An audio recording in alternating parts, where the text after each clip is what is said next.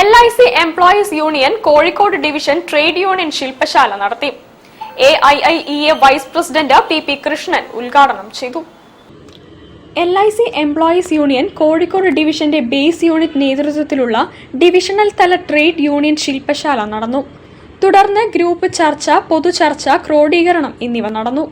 കാസർഗോഡ്, കണ്ണൂർ, കോഴിക്കോട്, വയനാട്, മലപ്പുറം എന്നീ ജില്ലകളിൽ നിന്നുള്ള പ്രതിനിധികൾ ശില്പശാലയിൽ പങ്കെടുത്തു.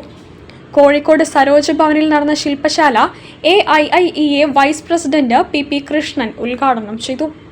ജീവനക്കാരുടെ സാമ്പത്തിക മുദ്രാവാക്യങ്ങളുടെ പൂർത്തീകരണം എന്ന് പറയുന്നത് സർക്കാരിന്റെ നയങ്ങളുമായും സർക്കാരിന്റെ നയം എന്നത് ഭരിക്കുന്നവരുടെ രാഷ്ട്രീയമായും ബന്ധപ്പെട്ട് നിൽക്കുന്നു.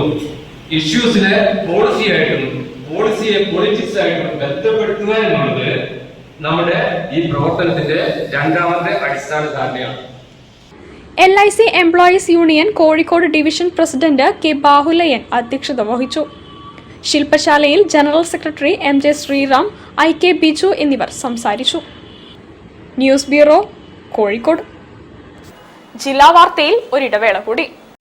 ക്യാൻസറിനെതിരെ പൊരുതാനായി കാലിക്കറ്റ് സിറ്റി സർവീസ് സഹകരണ ബാങ്കും MVR ക്യാൻസർ സെന്ററും സംയുക്തമായി അവതരിപ്പിക്കുന്ന ക്യാൻസർ ചികിത്സാ സഹായ പദ്ധതിയാണ് മാസ് കെയർ.